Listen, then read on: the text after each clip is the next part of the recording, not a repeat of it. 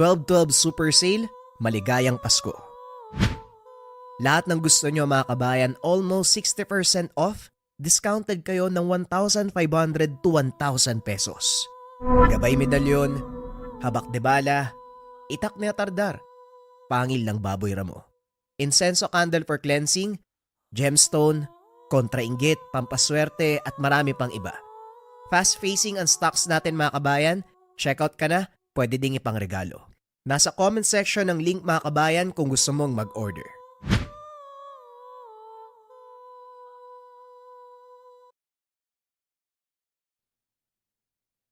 Ang kwentong ito ay hango sa totoong buhay. Mula ito sa isa nating kabayan na itago na lang natin sa pangalang Franco. Walang eksaktong taon. Sitio Sandoval, Negros Oriental. Isa sa pinakamaalamat na nilalang ng ating kasaysayan ay ang ibong bulalakaw. Isa itong uri ng engkantong ibon na nagtataglay ng makulay na balahibo at napakahabang buntot. Sinasabing ang nilalang na ito may taglay na hindi nakikitang apoy. Bibihirang masumpungan ang ganitong uri ng nilalang dahil nagpapakita ito sa mga taong karapat-dapat. Ito ang naging kasaysayan ng ating tampok na karakter. Maaring narinig na ng ilan sa inyo ang kanyang kakayahan, ngunit hindi pa ang kwento ng kanyang buhay. Lumaki sa magulong pamayanan si Franco. Ang kanyang ama ay pinuno ng isang pangkat ng mga rebeldeng bayan. Binubuo ito ng mga magsasakang inagawan ng lupain at inapi ng lipunan. Namuhay sa takot ang pamayanang kinabibilangan ni Franco at dahil na din sa estadong kinalalagyan ng kanyang pamilya, hindi nila nagagawang bumaba sa bayan nang hindi nakakaengkwentro ang mga otoridad na tumutugis sa kanila. Nang mga panong ito, talamak ang mga pirata at bandido sa lugar. Nahanay na din sa mga ito ang kanilang pangkat. Ngunit mariing itinatanggi ng kanyang ama na hindi sila mandarambong. Ang tanging pinagkakaabalahan ng mga ito ay kasarinlan at karapatan sa sariling lupang sinasaka. Tay, hindi ko lubos maunawaan eh. Bakit kaya kinakamkam ng mamamayan yung mga lupain? Kung tutuusin, minana natin yan sa mga ninuno eh. Bakit hindi nila tayo hayaang mamuhay ng payapa? Hindi ba nakikinabang din naman sila sa mga inaani natin sa bukid? Wika ni Franco sa ama. Kakatapos lang makipagpulong sa kanilang mga kasama. Naglalakad ang mag-ama pauwi. Nang sumagi sa isipan ng binata ang tanong nito. Alam mo Franco, ang mga mayayaman, hindi man lahat pero karamihan, hindi nakukontento sa pakikinabang lang eh. Nais nilang makuha ang lahat. Ginagamit nila ang kanilang pera at kapangyarihan para angkinin maging ang mga lupaing hindi naman sa kanila. Ipinaglalaban lang natin ang karapatan bilang totoong nagmamay-ari ng mga lupain na pilit nilang kinukuha. Tugon ni Mang Heron. Yun na nga po ang hindi ko lubusang maunawaan, tay. Nasa kanila na lahat eh. Kaya ano pang kailangan nila sa mga lupa nating mga mahihirap? Yun na lang nga ang meron tayo tapos kukunin pa sa atin. Muling wika ni Franco. Kaya nga Franco, habang may lakas pa ako, pilit ko ipaglalaban ang ating karapatan. At kayo bilang mga bagong sibol, kailangan yung maunawaan kung bakit nagbubuwis kami ng buhay para sa inyo ang ginagawa namin. Upang magkaroon kayo ng maayos na kinabukasan at buhay sa sarili nating lupain. Wika ni Mang Heron. Nahinto ang usapan ng dalawa dahil may nakasalubong silang mga taong naglalakad. Dali-daling pinatay ni Mang Heron ang dalang sulo. Nagtago sa tabi ng daanan. Tinakpan nito ang bunganga ni Franco upang hindi makagawa ng ingay. Dumaan ang mga ito sa kanilang harapan. Napagtanto ng mag-ama. Ito ang mga sundalo na pinadala ng pamahalaan. Inantay ng mag-ama na makalagpas ang mga ito. Matapos nun ay dali-dali silang lumabas sa pinagtataguan. Natunto na nila ang lugar na ito. Hindi naligtas para pagdaunan ng susunod na pagpupulong. Kailangan malaman ng mga kasama. Franco, ngayon ko kakailanganin ang tulong mo. Alam kong masyado pang maaga at hindi papayag ang iyong ina na sumaba ka sa unang misyon. Ngunit bilang anak ko at susunod na pinuno ng ating tribo, kailangan mong maging matatag. Mauunawaan din ng nanay mo ang lahat kung bakit kailangan nating gawin ang bagay na ito. Wika ni Mang Heron.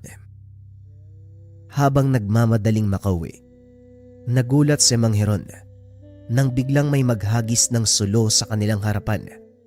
Kumalat ang apoy, paikot sa kanilang kinakatayuan. Subuko ka na, Heron. Wala ka nang tatakbuhan pa. Pinahirapan mo pa kami ng husto. Dito ka lang pala naglalagi. Wika ng namumuno sa pangkat.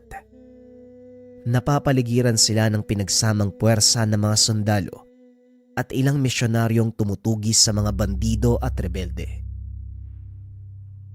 Komandante Rigor, pasensya na. Pero hindi ako susuko sa isang taong pinagkalulo ang sariling angkan para lamang sa kapangyarihan.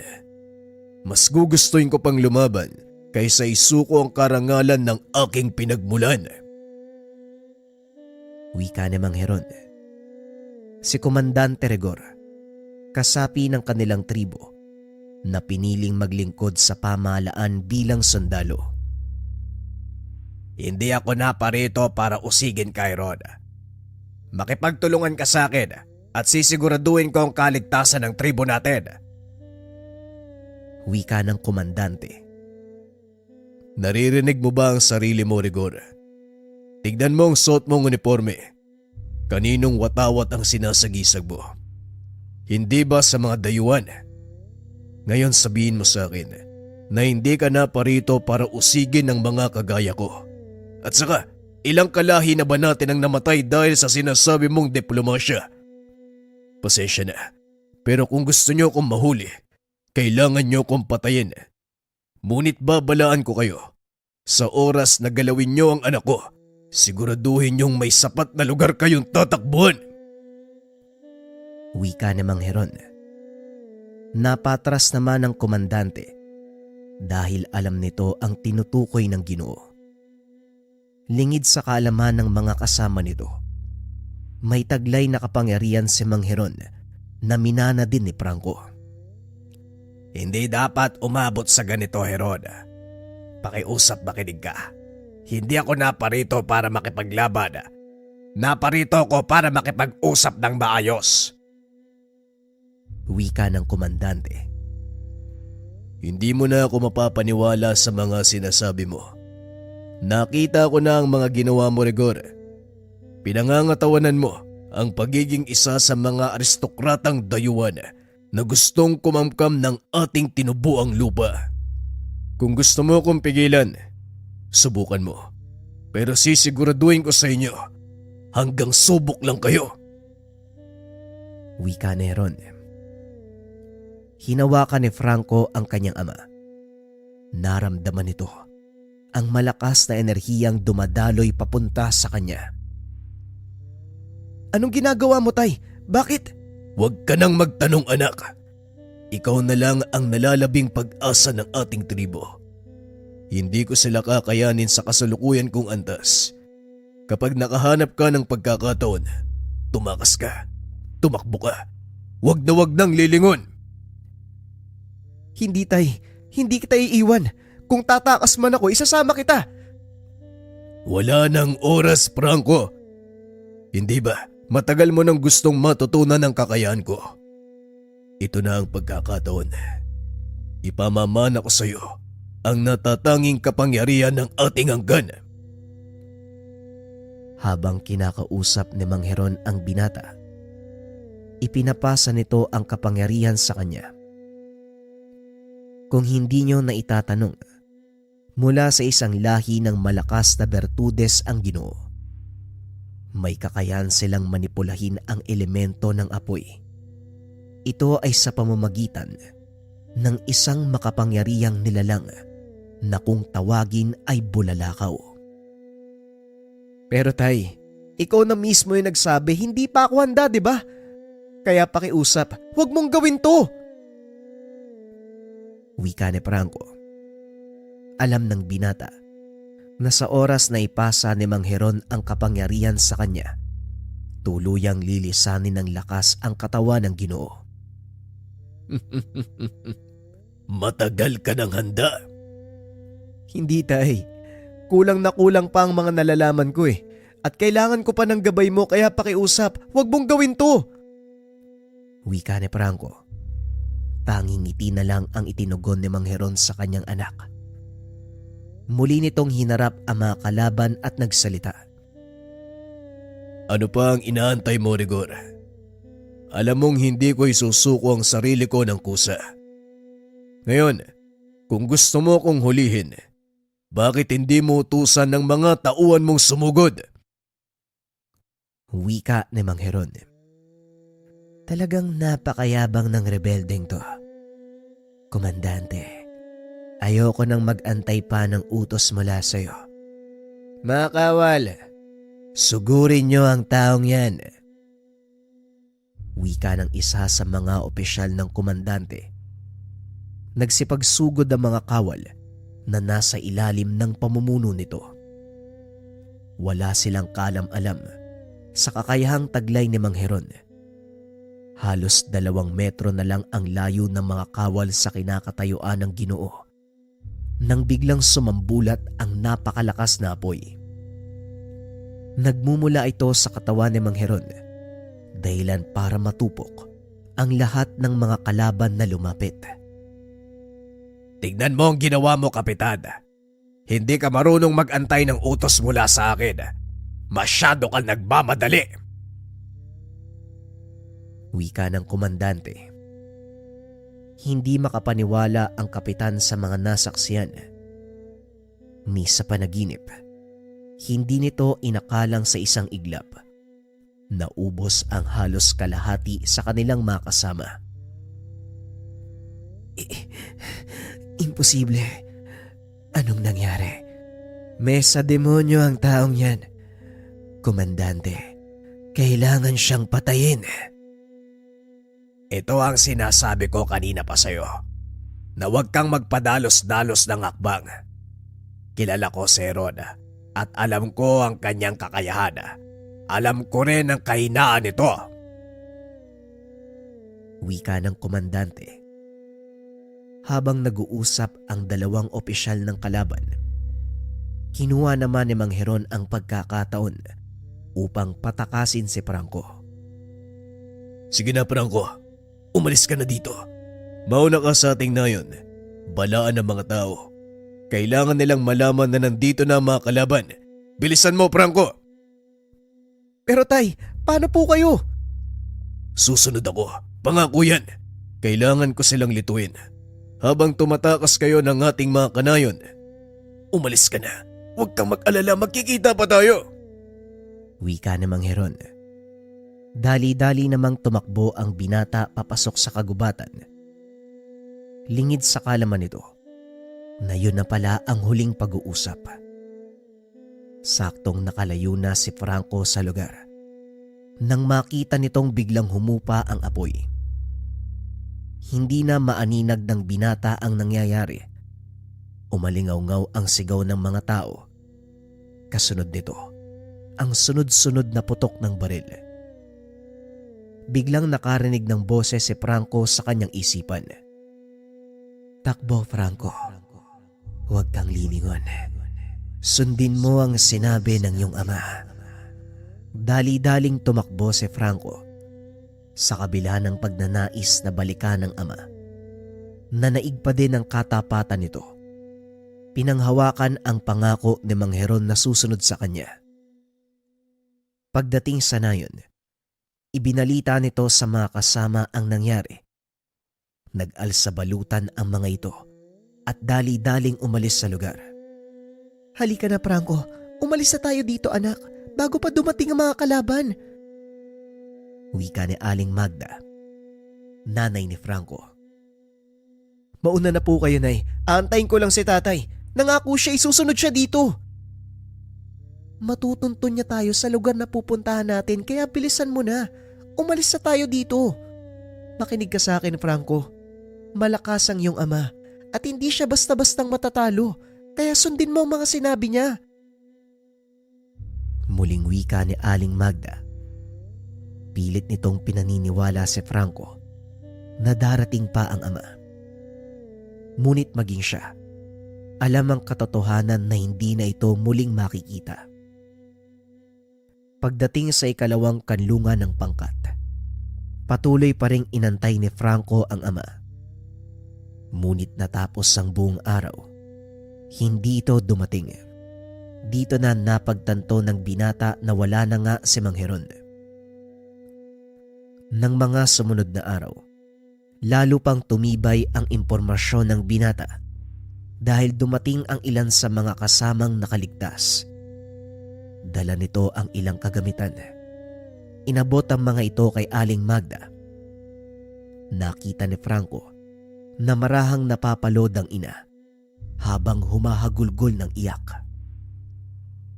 Nasaan po si tatay? Ano pong nangyari, Nay? Bakit po kayo umiiyak? Wala na ang iyong ama, Franco. Tuluyan niya tayong iniwan.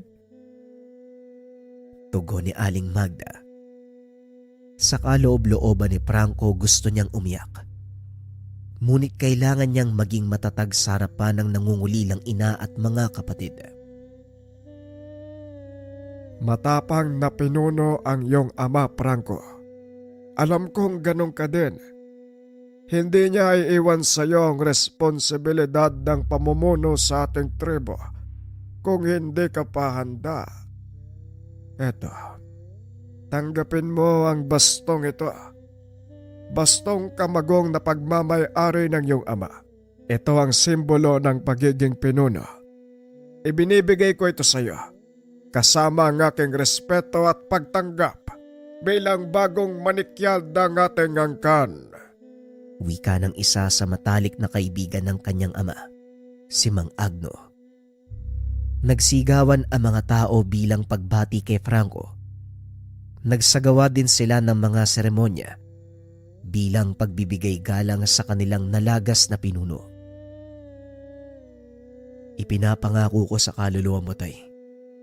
Hindi ako titigil hanggat hindi nabibigyan ng katarungan ang kamatayan mo. Hindi ako hihinto hanggat hindi nauubos sa mga sakim na dayuhan na nais umangkin ng ating mga lupain. Mga kasama, alam kong si tatay lang ang pinapakinggan ng ilan sa inyo. Ngunit narito ako ngayon sa inyong harapan, hindi bilang pinuno, kundi bilang anak na nawalan ng ama. Alam kong lahat tayo ay nakaranas ng mapait sa kamay ng mga dayuhan, kaya ngayon dinggin niyo ang tawag ko. Tuluyan nating wakasan ang pang-aaping ito. Muling nagsigawan ang mga tao. Isa-isang lumapit kay Franco ang nakakatanda ng tribo upang magbigay ng kanilang basbas. Nagsipagyukuan din ang lahat bilang pagtanggap sa binata na bagong pinuno ng kanilang angkan. Ngayong nakuha mo na ang simpatya ng ating mga katribo, ano na ang susunod mong hakbang, Franco? Alam kong iniisip nyo, isusuong ang ating mga mandirigma sa isang laban na hindi napagandaan. Pasensya na ho, pero mali kayo. Aralin ko muna ng mabuti ang pamumuno at habang ginagawa ko yon, sikapin nating itayo ang pamayanang ito. Pansamantala nating magiging tahanan ng buong lugar hanggang sa mabawi natin ang lupain. Mahusay. Kung nandito ang iyong ama, siguradong matutuwa siya. Ipagmamalaki ka ni Ron. Ginagawa ko lang ang nararapat, Manong. Sigurado ako, ito rin ang gagawin ni tatay. Natuto lang ako mula sa kanya. At ngayon, isa sa buhay ko na ang lahat ng mga aral na natutunan ko. Wika ng binata. Kaagad ipinasa ni Mang Agno ang utos ng binata sa mga mamamayan. Nagsipagkilos ang mga ito. Nag-ipon ng mga kahoy sa paligid upang gawing bagong tahanan. Sa pagkakataong iyon, nagtayo ng mataas na bakod ang tribo bilang proteksyon sa pananalakay ng mga kalaban. Dahil sa pagtutulungan ng lahat, unti-unting natapos ang kanilang bagong pamayanan. Sa loob ng maikling panahon, nagawang makuha ng binata ang tiwala at respeto ng kanyang mga katribo. Tignan mo, Franco. Sa loob lang ng ilang taon, tinitingala ka na ng ating mga katribo. Hindi nagkamali ang iyong ama. Isa kang ang mahusay na pinuno kagaya niya. Wika ni Mang Agno habang naglalakad ang mga ito sa nayon. Hindi totoo yan, Manong. Hindi ko matutumbasan ang pamumuno ni tatay. Kakaiba ang kanyang pamamaraan at yon ang hindi ko kayang gayahin. Ang bawat isa sa atin, magkakaiba ang katangian. May mga sari-sarili tayong pamamaraan kung paanong gagawin ang mga bagay-bagay. Huwag mong gayahin ang ginawa ng iba dahil hindi ikaw ang makikita ng kapwa mo kung hindi ang taong ginagaya mo. Wika ni Mang Agno. Nagpatuloy ang payapang buhay ng pangkat. Hanggang isang araw, dumating ang ilan sa mga kasama nilang nakadestino sa bayan.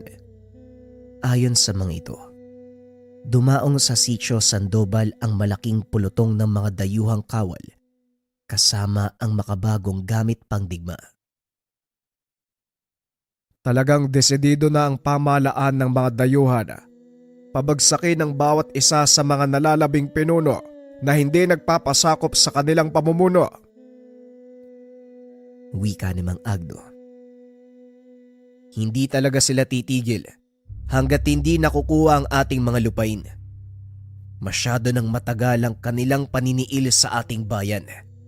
Oras na para tuldukan ito. Maaari nating gawin yon, Franco. Ngunit ang ikinakabahala ko, kulang na kulang tayo sa bilang. Hindi ko alam kung paano nating makukumbinse ang ilan sa ating mga kababayan na lumaban.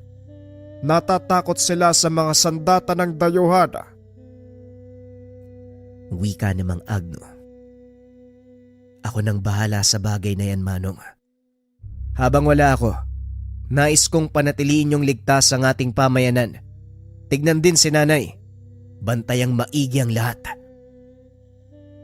Wika ni Franco. Nagpaalam ito sa kanyang ina. At bago tuluyang umalis, nag-iwan ito ng pangako sa kanyang nasasakupan. Hindi ako babalik sa nayong ito nang walang dalang tulong. Makakaasa kayong hindi ako titigil sa pakikipaglaban hanggang sa makamit natin ang kalayaan laban sa kamay ng mapaniil na mga dayuhan. Wika ng binata. Matapos ang maikling talumpati, tumulak na ito sa paglalakbay. Alam nito na mapanganib ang gagawin, ngunit wala siyang ibang pagpipilian. Tuluyang masasakop ng mga dayuhan ang kanilang lupain. Naglakad ang binata papunta sa bayan. Walang eksaktong patutunguhan. Tinahak nito ang daan papunta sa pantalan ng Sitio Sandoval. Napansin nito ang naglalakihang mga barko ng dayuhan. Nakadaong sa lugar. Napakaraming kawal ang nagbabantay sa mga ito. Habang naglalakad sa kabaan ng daungan, napansin nito ang isang malaking galyon na nakaangkla sa malayo. Paparating sa dalampasigan ang 3 bangka na mula sa nayon. Sa hindi malamang dahilan, tila nabalot ng kuryosidad ang isipan ni Franco. Nagtataka ito kung bakit lumapit sa daungan ang galyon. Hindi namamalaya ni Franco Napababa na siya sa dalampasigan. Nagulat na lang ito dahil dumaong sa harapan niya ang isa sa mga bangka. Nagbabaan ang mga lula nito na kung titignan ay parang mga normal na tao lang. Hanggang sa masilayan nito ang isang lalaki. May puting bandanang nakapalupot sa kanyang leeg. Hindi malaman ni Franco kung ano ang meron sa taong iyon. Nakikita ng binata ang enerhiya na dumadaloy sa katawan nito. O ikaw, sino ka? At bakit ganyan ka makatingin kay amo? Nagulat si Franco. Sinita ito ng binata. Halos magkasing edad lang sila. Napansin din ni Franco na may kakaiba sa kausap nito. Eneas, hayaan mo na siya. Ikaw talaga. Nakatitig lang naman sa akin eh. Gusto mo nang tirisin. Kumalma ka. Wika ng lalaki may bandana. Pasensya na ka, Delphine. Nag-iingat lang. Baka pakawala ng bandido ang isang to. Wika ni Eneas. Sino bang gagalaw sa akin dito sa sarili kong baryo? Halika na nga. Nagugutom na ako eh. Bukas na siguro si Mang Ernesto. Muling wika ng lalaki. Pinagmasdan lang ni Franco ang mga ito. Naglakad sila paakyat sa pantalan. Pumasok ang grupo sa isang kainan. Dinig mula sa kinakatayuan ng binata ang sigawan at tawanan ng mga tao mula sa loob. Humahalimuyak din ang mabangong samyo ng nilulutong karne. Kaya nagpa siya itong pumasok sa loob. Napahinto ang tahanan ng mga kalalakihang naroon. Nang marinig na bumukas ang pintuan, tumayo ang binatang nakausap ni Franco sa dalampasigan. Ikaw na naman. Ano ba talagang kailangan mo? At bakit mo kami sinusundan? Pasensya na kaibigan. Wala akong masamang intensyon. Nagugutom kasi ako eh. Hindi mo ba nakikita kung anong klaseng lugar to? May nakita ka bang nagtitinda ng pagkain dito? Hindi to karinderya, kaya umalis ka. Muling wika ni Eneas. Sa pagkakataong ito, inawat siya ng matanda. Tumigil ka, Eneas. Ang lugar na ito ay para sa lahat. Papakainin natin ang mga nagugutom at papainumin ang mga nauuhaw. Iho, anong pangalan mo? Bakit hindi ka muna maupo? Mukhang pagod ka na. Wika ni Mang Ernesto. Inalalayan nito si Franco papunta sa bakanting mesa. Pinagtitinginan pa din ito ng mga kalalakihang naroon. Salamat po, Manong ha. Franco po ang pangalan ko. Mula po ako sa kabundukan. Sa bandang itaas ng baryong ito. Ganun ba? O siya, sandali lang ha. Ipaghahanda kita ng espesyal na karne at gulay. Maupo ka lang dyan. At ikaw naman, Eneas, bumalik ka sa upuan mo. Kung ayaw mong sipain kita palabas. Wika ni Manong Ernesto. Natahimik sa upuan ng binata habang masakit na nakatitig kay Franco. Hindi niya naman ito pinapansin nang may dumating na ilang kalalakian. Batay sa kanilang pananamit ay mga dayuhan. Nagpatuloy sa pinagkakabalahan ang mga tao sa loob ng kainan habang naglalakad paikot ang mga kakarating pa lamang na lalaki. Laking gulat ni Franco nang maupo ang isa sa mga ito sa kanyang harapan. Umalis ka. Upo mga kasama ko. Pasensya na po pero nauna ako dito eh. Hindi ko na ulitin ha. Hindi ko na ulitin. Umalis ka. Ganun din ho ako. Hindi ko ulitin yung sinabi ko. Biglang nag-init ang ulo ng lalaki. Hinampas nito ang mesa sa pag-aakalang masisindak si Franco. Lumabas mula sa kusina ang matandang may-ari upang tignan kung ano ang nangyayari. Anong kaguluwang to? Sino yung mga naggugulo? Ikaw ba'y may-ari ng lugar na to? Bakit ang bastos ang panawin mo? Hindi niyo ako kilala? Pasensya ka na, Ginoo. Ngayon lang kita nakita sa lugar na ito. At ang sinasabihan mong bastos, mga mamamayan ng baryong ito. Ang baryong to pagmamay-ari ng pamahalaang Espanya. At ako'y tagapaglingkod ng haring namumuno ng bansa. Kaya yumuko kayo sa aming mga Espanyol. Biglang natahimik ang lalaki nang mabasag sa ulo nito ang isang itlog. Napalingon sa pintuan si Franco. Nakita ang isang paslit na may hawak na tirador. Binalahan niya ito ng itlog na nakalapag sa istante ng matanda. Untoy, itigil mo yan. Hindi ganyan itrato ang ating mga panauhin. Bagay lang yan sa kanya. Sinira ng lalaking yan yung ginawa kong kastilyo sa dalampasigan eh. Mga arugante talaga kayong mga Indio, no? Totoo nga ang sinabi ng ilan sa mga kasama ko. Mga mangmang kayo at walang pinag-aralan. Sa pagkakataong iyon, tumayo ang lalaking may bandana. Naglakad papalapit sa kinaroroonan ni Franco. Naupo ito sa bakanting bangko. Nakipag-usap kay Mang Ernesto. Manong, pwede bang bigyan mo ko ng isang bote ng pinakamasarap mong alak? Wika ng lalaki. Inabot naman ito ng matanda sa kanya. Ngunit akmang kukunin na sana nang biglang hawiin ng lalaki ang kamay nito. Dahilan para mabasag ang bote ng alak sa sahig. Hindi ka dapat tumarang sa daan ng mga taong nag-uusap. Wika nito. Hinarap siya ng lalaki at gumiti. Yumuko at dinampot ang nabasag na bote. Naku, sayang naman, nahulog.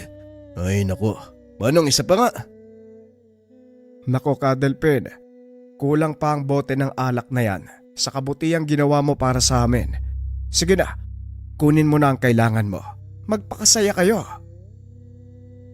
Wika ni Mang Ernesto. Bagay na lalong nagpainit ng ulo ng dayuhan. Hinila nito sa damit ang lalaking nagngangalang Delpin. Nakangiti pa rin ito sa kanya.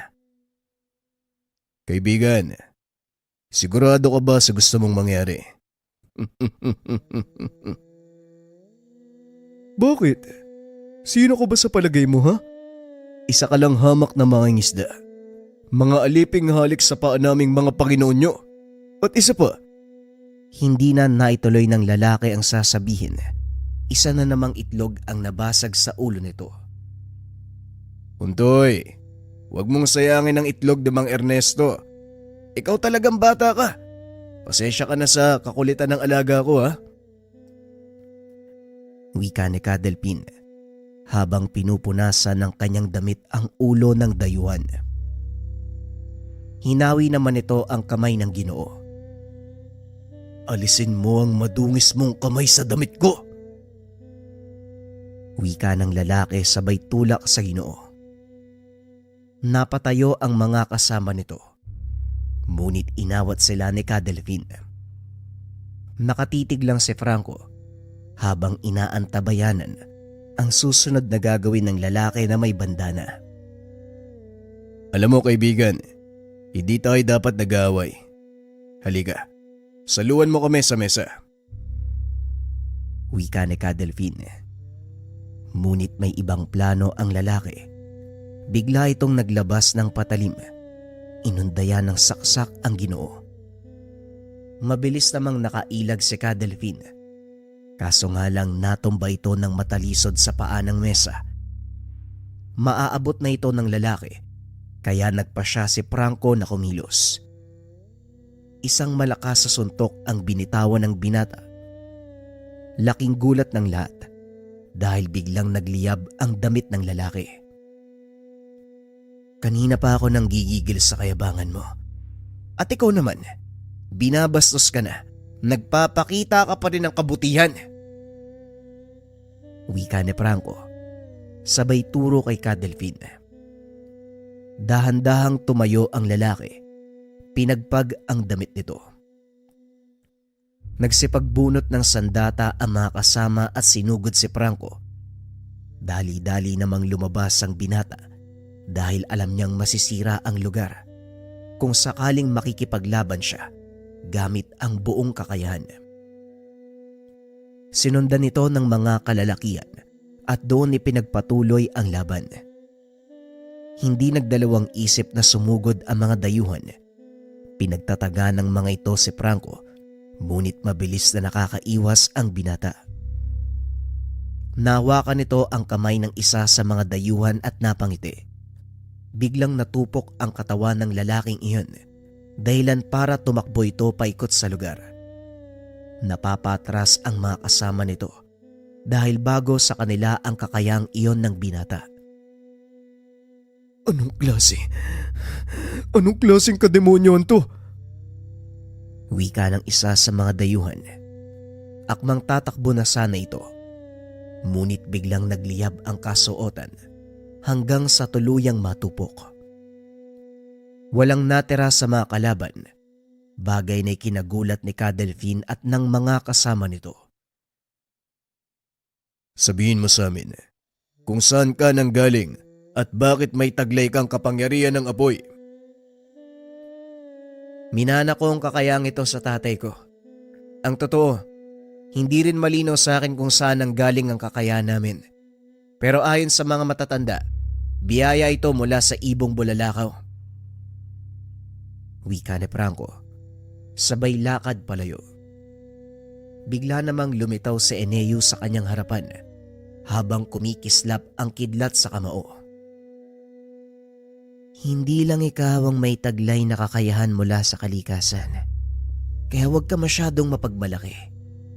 Kinakausap ka ni Amo, kaya harapin mo siya ng maayos. Wika ni Eneus. Nilingon ni Franco si Cadelphine. Nakitang nagkakamot ito ng ulo. Hayaan mo siya, Aeneas. Sige na, magpatuloy ka na sa paglalakad. Sandali lang. Kabastusan sa isang kusinero ang talikuran ng taong pinaghandaan niya ng pagkain. Halika muna at kumain. Wika namang Ernesto. Walang nagawa ang binata nang tawagin ito ng matanda. Una sa lahat, ito ang talagang dahilan kung bakit siya pumasok sa lugar. Pasensya na po kayo. Nawala sa isip ko na pinaganda niyo ako ng pagkain. Wika ni Franco. Habang kumakain ito, kinakausap siya ng matanda. Sabihin mo sa akin, Iho, bakit ka dumayo sa lugar na ito? Naghahanap po ako ng mga taong pwedeng tumulong sa amin. Patuloy na kinakamkam ng mga dayuhan ang aming lupain sa kabilang ibayo. At sa kasalukuyan namin bilang, hindi sila kakayaning harapin sa mano-manong laban eh. Ganun ba? Nakita ko ang kaya mong gawin. At gaya ng sinabi ng binatang nakausap mo kanina, hindi lang ikaw ang may taglay na kakayahan sa lugar na ito.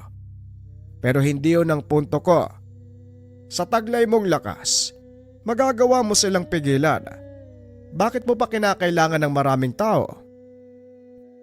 Hindi ho sasapat ang kakayahan ko eh, para pigilan ang mga modernong sandata ng mga dayuhang mananakop. Kaya ako naghahanap ng mga taong may malasakit sa kanilang lupang tinubuan dahil ang gagawin ko, hindi lang para sa aking pinagbulang angkan, kundi para sa lahat. Gusto kong palayain yung bayang to eh, sa kamay ng mga mapaniil. Wika ni Franco. Lingid sa kalaman nito, nasa likod niya si Cadelphine. Isang taong may malasakit sa lupang tinubuan. Bibihira na lang ang kagaya mo. Sige, tutulungan kita. Pero kakailanganin ko din ang tulong mo. Tulong? Tulong saan? Isang bayan sa gawing kanlura ng sinasalakay ng mga bandido. Nakarating sa akin ang balitang ito. Ngayon lang eh. Kailangan ko ng lakas na meron ka upang pigilan ng mga bandido Kung mapapansin mo, kulang kami sa bilang. Isang buong hukbo na mga bandido ang kalaban namin. Ano naman ang gusto mong gawin ko? Sa tulong ng apoy mo, magagawa mo silang pigilan habang unti-unti naming nililigtas sa mga tao. Wala ng oras. Sa daanan ko ipapaliwanag ang lahat. Wika ni Cadalvin, sabay hatak sa kamay ni Franco. Wala namang nagawa ang binata kung hindi ang sumama. Habang tumatakbo, natanaw ni Franco ang makapal na usok na tila nagmumula sa isang nasusunog na pamayanan. Diyan ba tayo pupunta? Oo, at mukhang nahuli na tayo. Tugon ni Cadalvin. Pagdating nila sa lugar, nagkalat na ang katawan ng mga mamamayan. Halos wala na ring natira sa mga tahanan. Nilamo na ito ng apoy. Mula sa kinakatayuan, natanaw ni Franco ang isang bahay na hindi pa gaanong nasunog. Dali-dali itong pumasok. Nakita ang isang matanda na nakahandusay sa sahig. Inalalayan niya ito palabas. At nang mailigtas na ito, siniyasat kung buhay pa ang matanda. Nakahinga ng maluwag si Franco nang maramdaman ang pulso nito. Kumuha ng tubig ang binata. Marahang pinunasan ang ulo ng matanda para mahimasmasan. Maya-maya ay nagising ito. Nangingi ng tubig na maiinom. Salamat naman at nagising kayo, Tatang. Ano po ang nangyari dito? Tanong ni Franco. Salamat sa pagtulong mo. Ngunit hindi na rin ako magtatagal. May malubha akong karamdaman at masaya ako dahil bago mamatay, nasumpungan ko ang taong karapat-dapat para pagpasahan ko nito. Wika ng matanda. Sabay lahad ng kanyang kamay. Lumabas mula dito ang isang apoy. Nagpakita mula sa likod ng binata ang isang makulay na ibon. Bagay na ikinagulat ng matanda. Anong bagay na yan, Manong? Bakit mo binibigay sa akin? Yan ang bertud ng San Telmo, Franco. At ikaw ang nararapat na magtanga nito. Wika ng bulalakaw. Matagal nang nakakausap ni Franco ang gabay, ngunit hindi nito gaanong ginagamit ang kakayahan. Pero hindi ko alam kung paanong gagamitin ang kapangyarihan ng San Telmo. Alisin mo ang pag-aalinlangan. Nagagawa mong kontrolin ang kapangyarihan ko, kaya hindi imposible na magamit mo din ang apoy ng San Telmo. Wika ng bulalakaw. Tinanggap ng binata ang nagbabagang bungo. Laking gulat nito dahil biglang nagbago ang kulay ng apoy. Mula sa matingkad at nanggagalaiti na kulay pula, naging kalmadong asul. Pumasok ang apoy sa katawan ng binata hanggang sa tuluyan itong maglaho. Naganap na ang nakatakda. Bago ako mawala, nais kong dinggin mo ang propesiyang ito. Isang binata ang isisilang mula sa elemento ng apoy. Magiging pinuno siya ng isang makapangyarihang tribo at kalaunan magiging kasangkapan sa paggamit ng kalayaan ng bayang inapi ng mga dayuhan.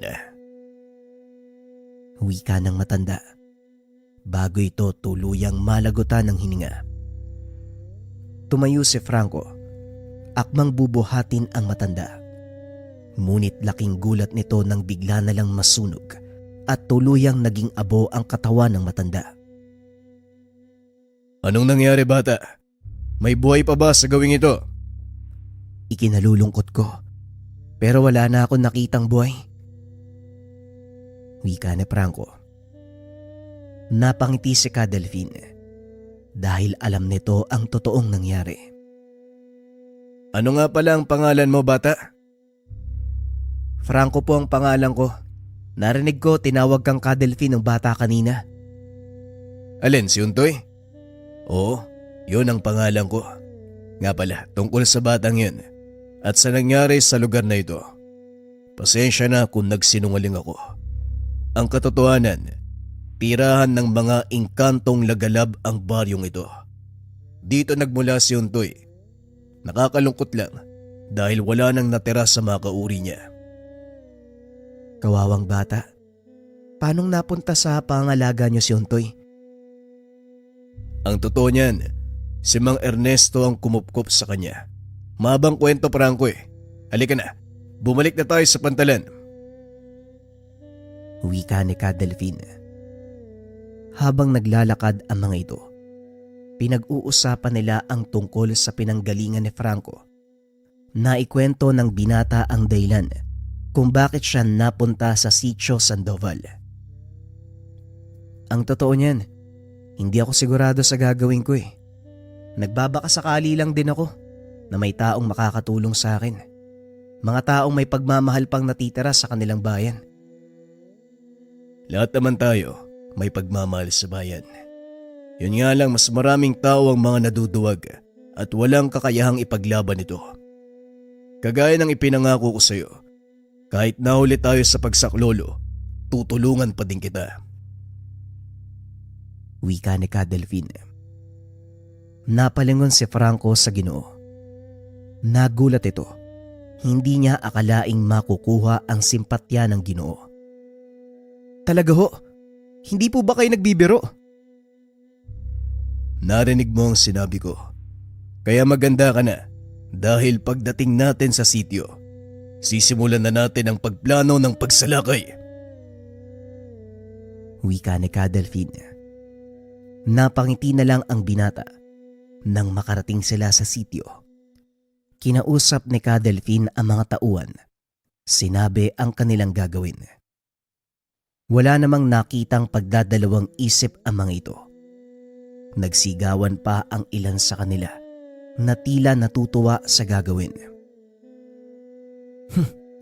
Pasalamat ka, mabait si Amo. Pero malaki ang kabayaran ng pagtulong na ito. Kung ano man yun, siya na magsasabi sa'yo. Huwag kang mag-alala, kaibigan. Kung ano man ang magiging kapalit ng pagtulong nyo, sisiguraduhin ko mababayaran. Kung ginto lang ang usapin, hindi kayo magdadalawang salita. Wika ni Franco. Matapos mag-usap, nagsimula ng maglakbay ang grupo. Nagulat si Franco dahil kinakailangan nilang dumaan sa karagatan. Mas madali para sa ating ubusin ang kanilang puwersa kung sa mismong himpilan nila tayo lulusob. Pero bago natin isagawa ang pagsalakay, pwede bang pakilinis muna ng mga nagkalat na barkong ito sa dalampasigan? Wika ni Delphine. Alam ni Franco ang gustong mangyari ng Ginoo. Gamit ang kapangyarihan ng apoy, sinilaban ang mga barko ng dayuhan. Nanlaki ang mga mata ni Delphine. Sa isang kumpas lang, nagawang ubusin ni Franco ang 4 na malaking barko kasama ang mga sundalong lula nito. Magaling, Franco. Ngayon, opisyal nang nagsimula ang digmaan laban sa mga dayuhan. Mga pirata, sugod! Wika ni Delphine. Ibinaba ng mga kasama nito ang kanilang layag. Nagsimulang maglakbay papunta sa himpilan ng mga dayuhan sa dalampasigan. Pagdating nila, walang tigil na pinaulanan ng bala ng kanyon ni Delphine ang himpilan. Tignan mo ang mga dayuhan, parang langgam na napuhag. Wika ni Eneus. Habang pinagmamasdan ang mga dayuhan, natataranta ang mga ito. Umusad papunta sa buhangin ang galyon ni Delphine. Isa-isang nagsipagbabaan ang mga kasama nito. Sinugod ang mga dayuhan. Hindi man lang nakapaghanda ang mga ito sa dumating na pagsalakay. Nagulat si Franco sa ipinapakitang kakayahan ni Delphine. Ito ang unang beses niyang makasumpong ng kakayahan ng isang taong pumatay, gamit lamang ang enerhiyang bumabalot sa kanyang katawan. Naglalakad ang Ginoo papasok sa impilan at bawat sumasalubong sa kanya, natutumba ng walang dahilan. Dali-dali namang sumunod si Franco. Sinilaban nito ang mga dayuhang sumasalubong sa kanya. Ilang sandali pa ang nakalipas. Nakarap na nito ang ilan sa mga opisyal. Anong kalapastanganan sa hari ng Espanya ang ginagawa nyo? Mananagot kayong lahat. Wika ng komandante. Hindi ba ikaw ang may malaking pananagutan sa bayan mo? Isa kang totoong traidor. Ang lakas ng loob mong sabihan ako ng traidor. Sino ka sa palagay mo? Ako ang anak ni Heron, ang taong pinatay mo, dahil hindi siya nakiayon sa kagustuhan mo. Tugon ni Franco. Nanlaki ang mga mata ng komandante nang marinig ang sinabi ng binata. Paanong nangyari to? Inubos ko na kayong lahat. Paano kang nakaligtas? Mukhang nagkakamali ka. Sa dinami-dami ng mga tribong pinagpapapatay nyo, hindi mo na matanda ng mga lumad sa kailugan? Sila nga ang tinutukoy ko. Ang angkang pinagmulan ni Heron. Ang angkang pinagmulan mo. Halatang wala kang alam sa mga nangyayari. Tignan mo nga naman. Meron palang isang nakaligtas. Pero hindi ka na rin magtatagal dahil mamamatay ka na dito. Wika ng komandante. Alam ni Franco ang sinasabi nito. Ito mismo ang dahilan kung bakit nagpa siya ang binatang humingi ng saklolo. Oo, alam kong ginawa nyo. Marami sa aming katribo na matay at ito mismo ang dahilan kung bakit kami lumikas sa isang tagong lugar. Nagkakamali ka kung inaakala mo mag-isa lang akong sumugod. Tignan mo ang paligid. Hindi mo ba nakikita? Ubus na ang mga pinagmamalaki mong sundalo. Wika ni Franco. Saka pa lamang naimasmasa ng komandante nang makitang halos kinaina ng apoy ang kabuuan ng himpilan. Hindi ito maaaring mangyari. Pagbabayaran mo sa hari ng Espanya ang ginawa mo. Walang ibang dapat magbayad ng kasalanan dito kung hindi ikaw. Pagbabayaran mo ang kamatayan ng aking ama kasama ng iba kong katribo. Wika ni Franco. Nanlaki ang mga mata ng komandante nang makitang nagliyab ang kamay ni Franco. Lumabas ang napakalaking ibon na merong makulay na balahibo.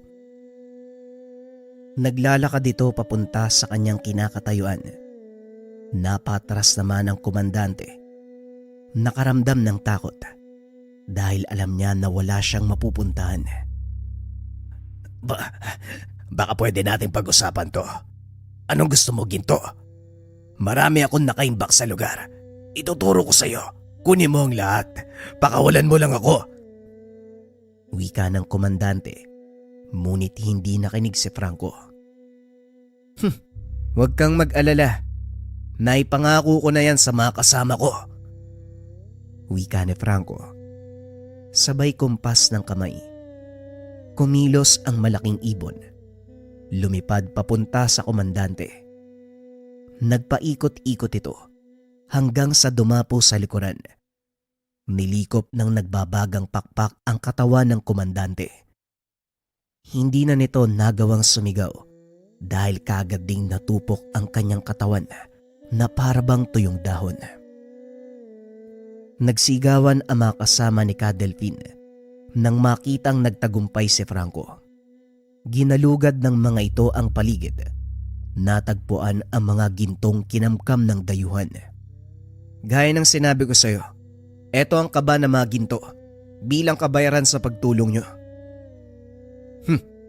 May nabanggit ba akong tungkol sa kabayaran? Parang wala naman ah. Pero salamat pa din dahil malaking tulong ang mga ito sa ating bayan. Halika na. Tulungan mo kaming ibahagi sa lahat ng tao ang ginto na ito. Wika ni Ka Delphine.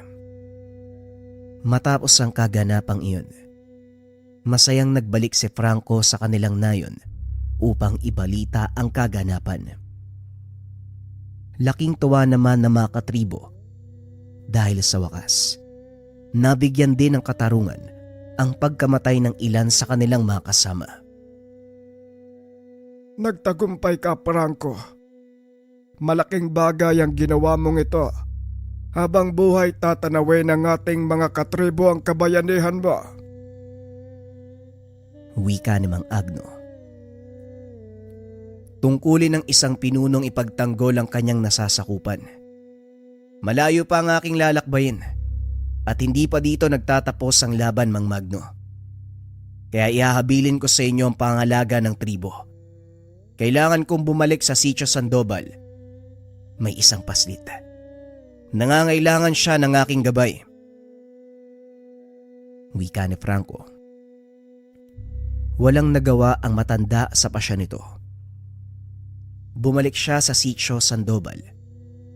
Umanib sa pangkat ni Ka Delphine bilang pagtupad sa pangako nito na gagabayan ang batang si Untoy.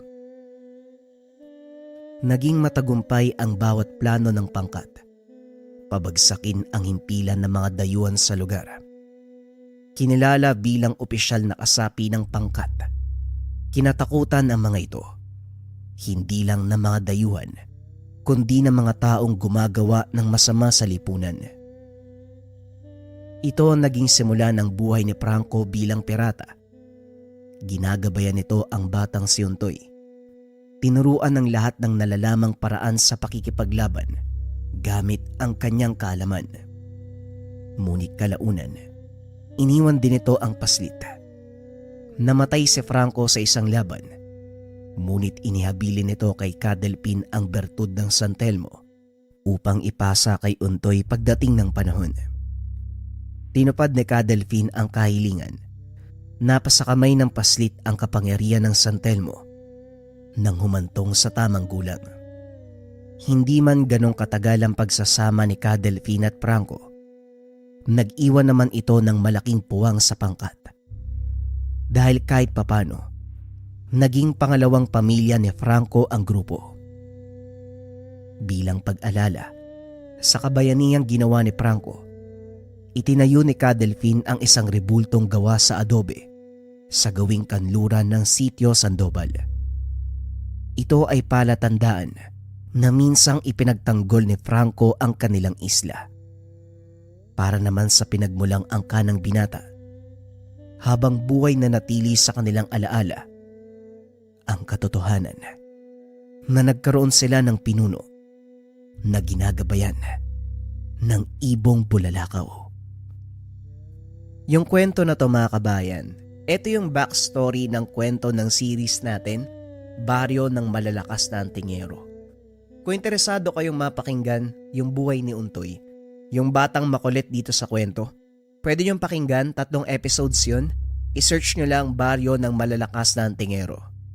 Pero kung gusto nyo ng buod, mga kabayan, si Untoy kasi, sobrang idol niya si Ka Delphine mula pagkabata. Gustong gusto niyang sumama sa grupo nila sa paglalayag. Kaso nga lang ang problema, masyado pang bata si Untoy kaya hindi pinapayagan ni Ka Delphine.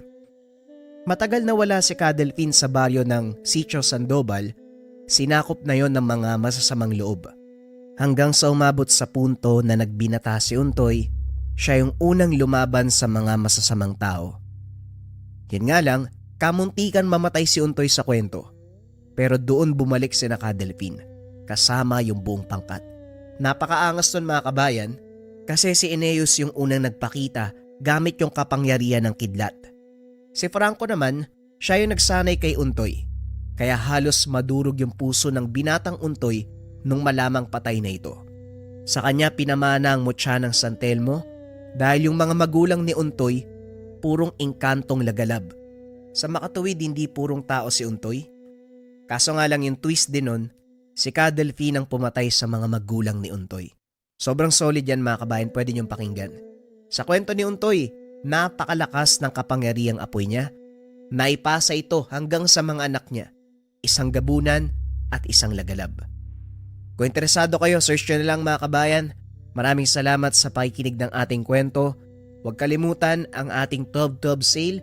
Marami kayong pwedeng ipangregalo o kung gusto nyong gamitin ng personal, pwedeng-pwede din. Maraming salamat. Paalam.